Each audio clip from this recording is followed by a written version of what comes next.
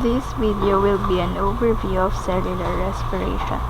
Cellular respiration is the process of energy production within a cell. The currency of energy within a cell is a molecule called adenosine triphosphate, more commonly known as ATP. Cellular respiration is the sudden reaction which creates ATP from nutrients. So let's see how this happens. One important field of the cell is glucose.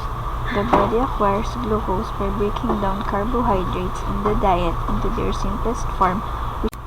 Glucose is composed of into this molecule, pyruvate, through a series of steps known as glycolysis.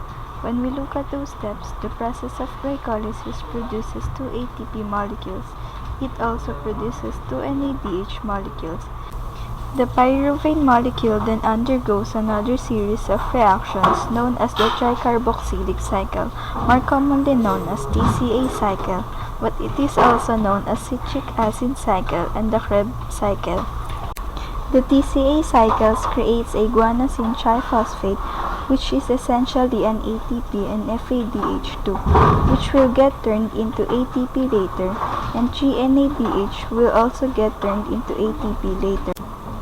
The TCA cycle also produces carbon dioxide as a byproduct when pyruvate is the only substrate in the TCA cycle.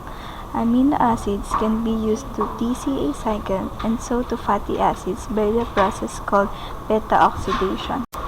When we look at the TCA cycle and beta-oxidation, note that when glucose is the substrate, one glucose molecule creates two pyruvate molecules, and this leads in their production of twice the amount of GTP, FADH2, and NADH produced by the TCA cycle.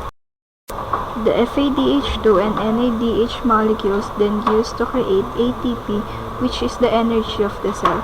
This process happens by the electron transport chain within the mitochondria of the cell. Created using Powtoon.